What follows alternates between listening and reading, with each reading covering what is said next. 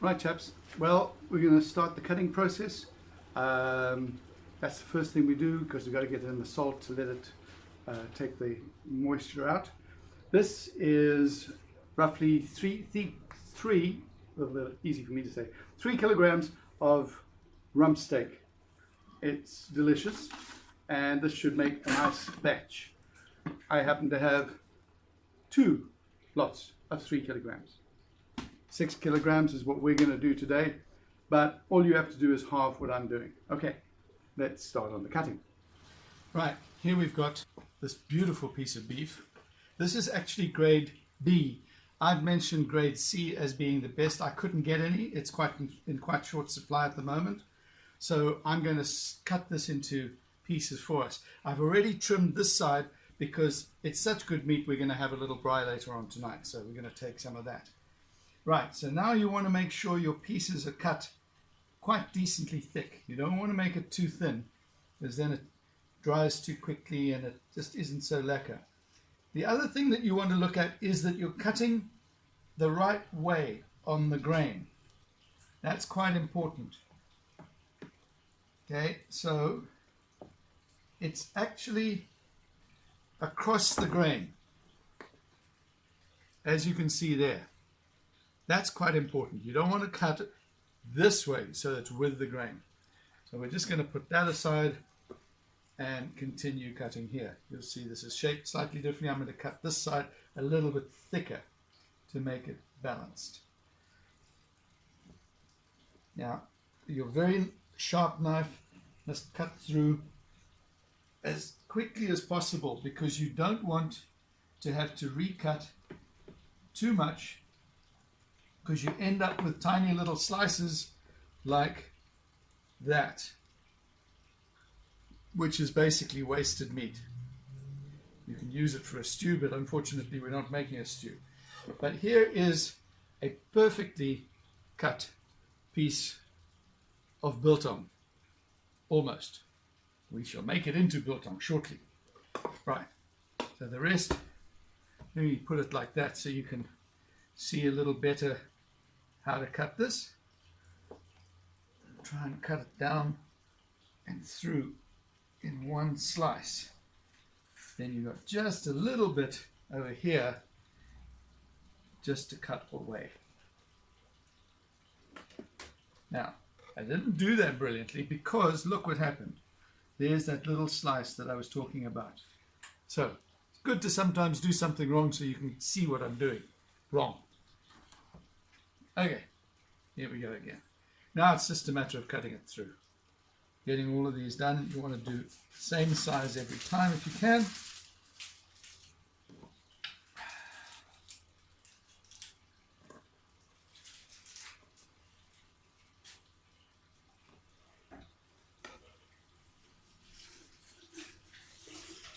Now we'll get another 2 out of this. Once you get to this point, you must start measuring so you don't end up with a very thin bit.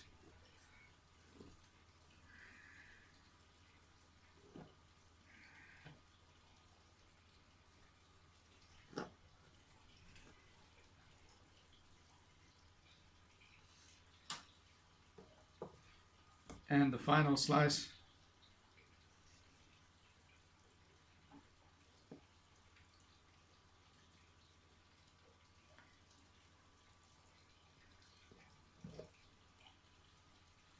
If you're feeling a little unsure and you've got a very good friend as a butcher, he might even do this for you if you ask him nicely.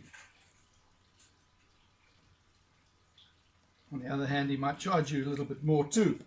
So just go easy on the requests from your butcher.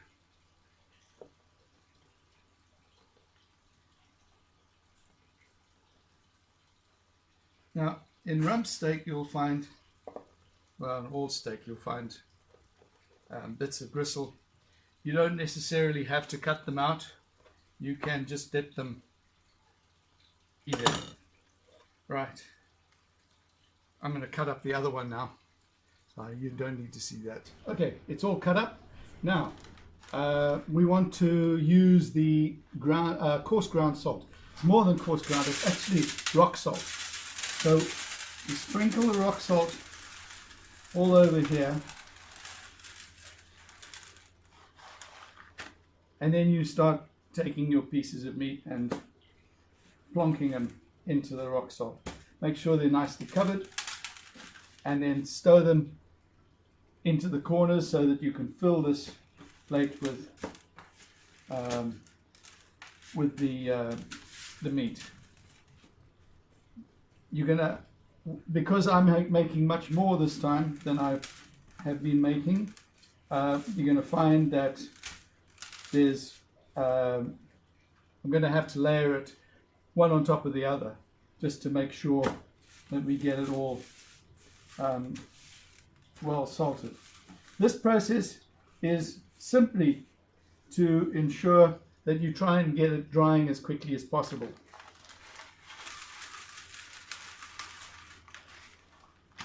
You just keep sprinkling, keep dipping, place one on top of the other. You can see I'm using a like a baking pan.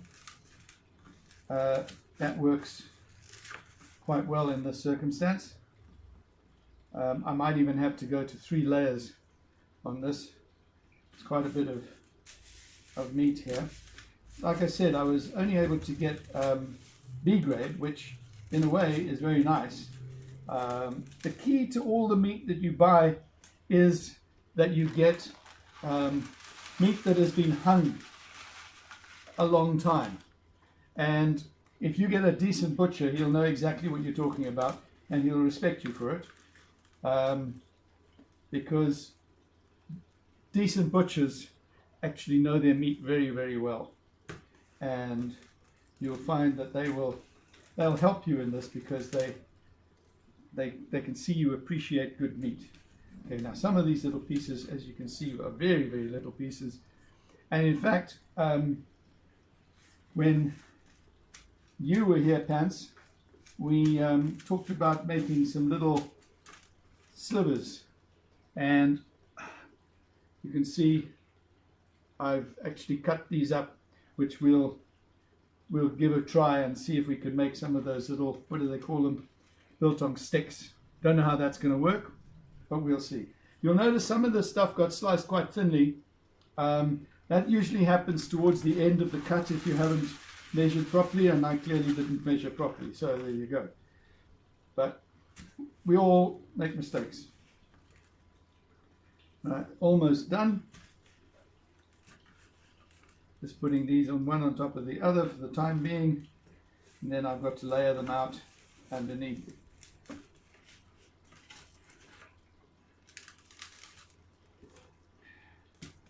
That's nice. This is not salting for flavor. This is salting to try and get the moisture out. So we will try and get rid of all this salt towards the end of the process, and I've written about that as being the cleaning agent. We'll use red wine vinegar and what's the other stuff? Worcester sauce, and that will be used to clean off this meat, clean the salt off this meat, so that it's not too salty, because the meat can get quite salty if you don't. Anyway, so I'm hoping that these little strips don't get too salty, but we'll rinse them off nicely. Right, chaps, meat's all cut. It's sitting down. I've set an alarm. I've set a timer for 1 hour. I'm going to let that meat sit for an hour and just drain a little bit. You can do it up to 2 hours if you like. Okay, now all the goodies that we've got here. Now the one thing I forgot to write down when I was talking about the stuff, and I don't understand why this is backwards. Why is it reading it backwards? I don't know. Anyway, bicarbonate of soda. That was an ingredient which I forgot. You're going to need a teaspoon of that. Okay. Dark brown sugar. It's that really sort of syrupy, very sticky brown sugar. It's quite lacquer. You'll probably need 2 teaspoons of that. I do have here the whole coriander seeds, and I also have the coarse ground coriander seeds. Excuse me. We have crushed black pepper. You mustn't use the finely ground black pepper. You won't be able to spread it properly, and it'll pepperize your steak a little bit too much, unless you like that. Then you've got the Worcester sauce. We don't use very much of it, but make sure you shake it up well before you use it. All the good stuff's down the bottom. Excuse me. All right, and then we've got red wine vinegar, and this is called brown grape vinegar, which is actually cheaper than the red wine vinegar, and it is very, very nice as well. Works just as well, no problemo. Okay, so I'm going to make the liquid mixture first. I'm going to use the 750 mils in that whole bottle. That's about 500 left there. I'm probably going to use all of that. I put it into this first because I reckon I'm going to use this bowl for the cleaning. Now, part of my equipment here is this little rag. It's a cloth. Jeannie keeps it washed for me, and I use this to rinse off the meat with that. So I use this bowl, dip it in there, rinse the meat off. I'll show you that process later. Right, so I'm going to have that, and then I'm going to gooi a whole bunch of this in as well.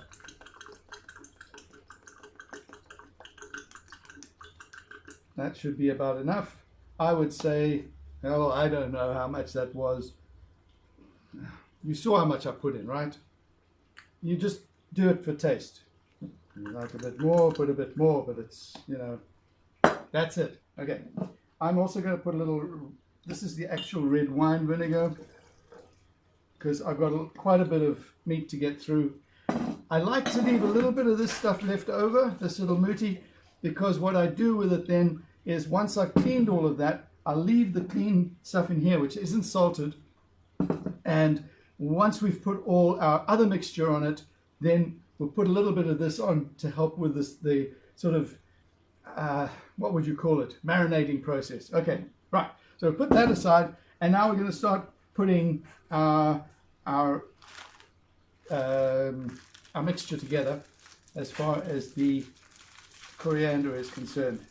I'm going to use coarse coriander, coarse ground today, because I got a feeling it might be the easier one to find. Okay, so we just rip open. This is 30 grams worth. Because I'm making such a big mixture here, I'm going to actually put in 120 grams because I'm making so much meat this time. So there we go, 120 grams of that.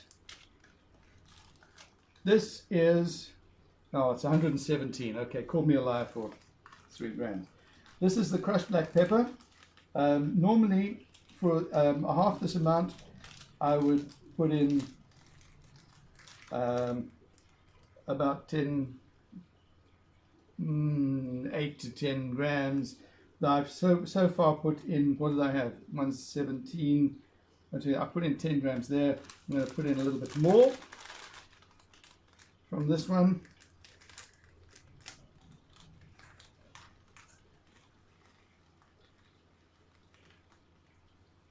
Right.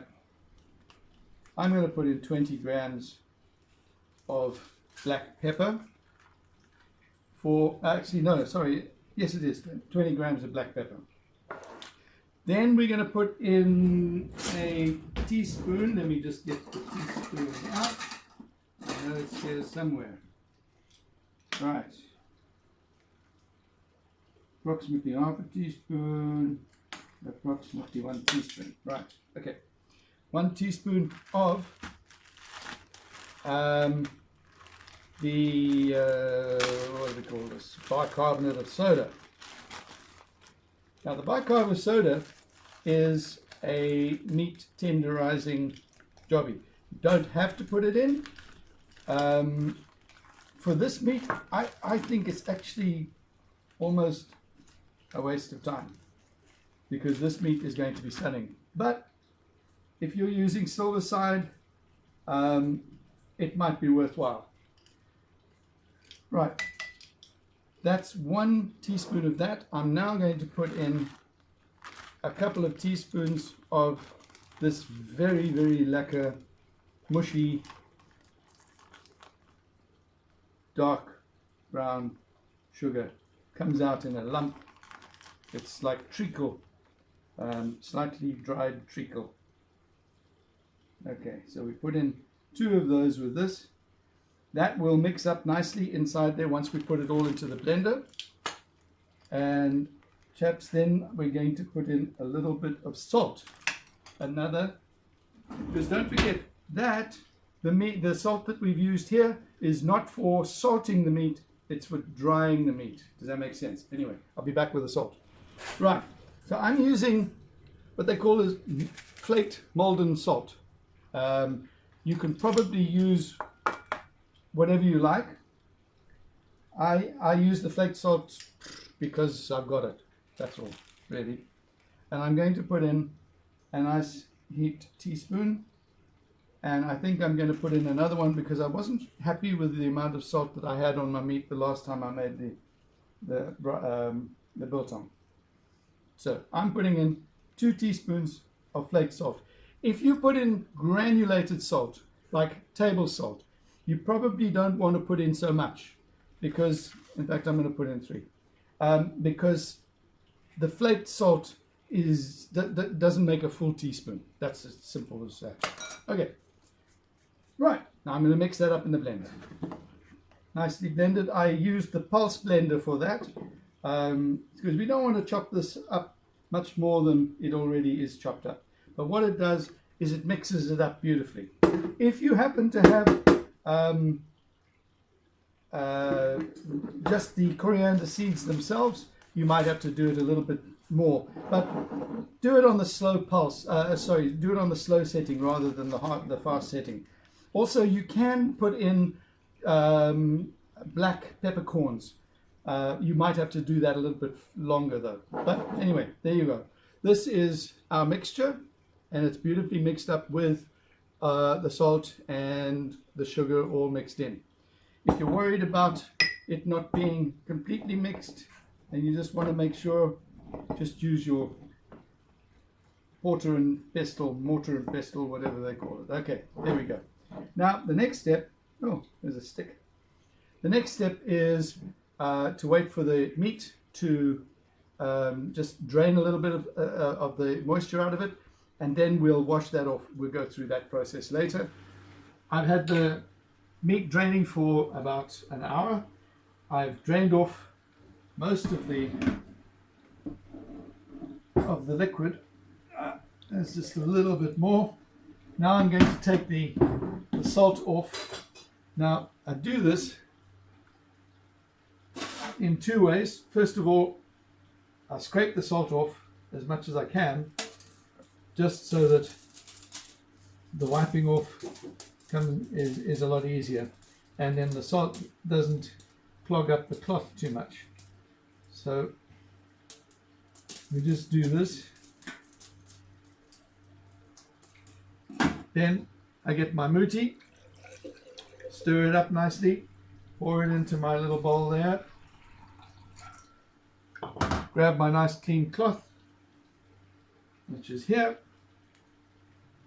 and dip that in the muti and rinse off the meat. Try and rinse as much of this salt off as you can. And this is why sometimes you need a little bit more of the so-called cleaning agent, because you want to make sure that the salt is off. Now your cleaning agent becomes the marinade as well. So we're going to take that, put that in that container there, and just continue with this process. First of all, scraping the salt off as much as you can in the little nooks and crannies as well. Don't forget to turn it over and do the other side. Right, down there. fatty side as well. Grab your cloth and give it a rinse.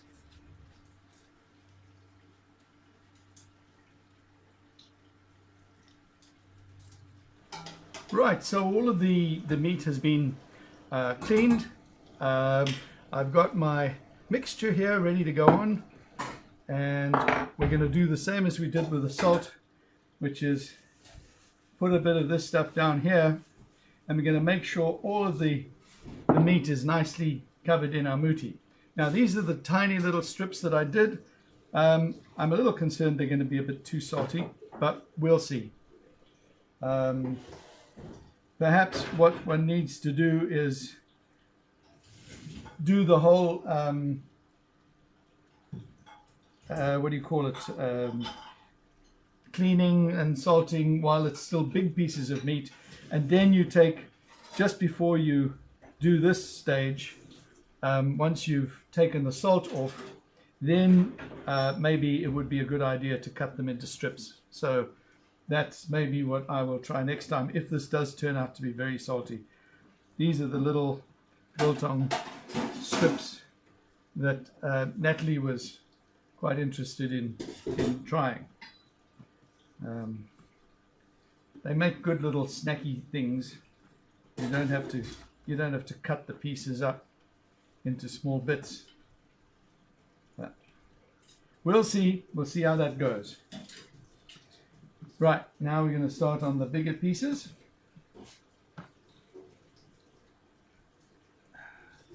Oops, one more little piece. Right. Same story as the salt. Just make sure they're well covered. Stick them into the corner. You're going to be putting other pieces on top of that. I haven't dried this off at all. You mustn't dry it off of the muti that you use to clean it with, because that basically helps with the process of marinating the actual stuff. You see, you go through this mixture quite quickly. Now it doesn't have to be totally, covered up. I mean, once I've finished this, I probably won't have enough of this mixture. But there's so much on all the sides of the meat that you can just put a piece of meat on top of a previous one, and it will take up that stuff. So what I'm going to do is I only do one side and then put that side on top of one that's already done. Here's another little one that I missed out. Put that to the side there. Right, so as you can see, it's quite a straightforward just process. You want to try and get all the bits covered. After I'm finished this process, I'll mix it all up again.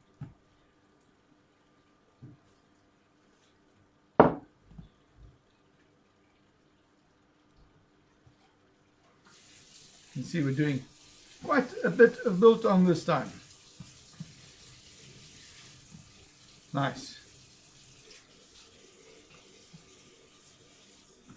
Remember that this is about 6 kilos that I've done here. If you're doing 3 kilos or less, it's really not worth it doing less than that, less than 3 kilos, because you don't end up with very much. Looks like I'm going to have more than enough of my mixture, which is a good thing. And then I'm going to mix everything around together to make sure that it's all mixed in with the muti and stuff. You'll see on this side here, there's still quite a bit of muti down the bottom, cleaning muti. Depending on how this looks when I've finished, I might pour a little bit of that on just to help with the marinating process. Right. Oh, we got lots of this stuff, so I'm just going to pour it around.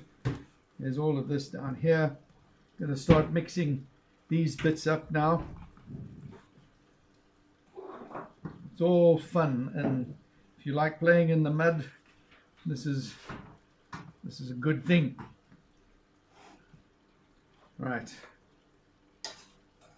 Now you spread them out so that they're nice and evenly placed. We've got some of these pieces are thinner cut than others. Make sure you cut them nice and thick the way I did, because even cutting them that thick, I ended up with some pieces which weren't, I feel, not quite thick enough.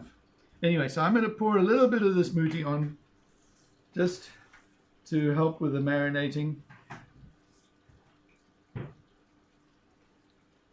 And that should be it. Mix it all around again.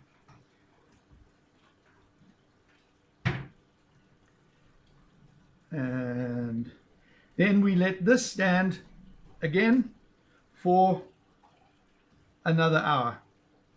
So set your clocks. It's time to sit back and have a little glass of wine. Right.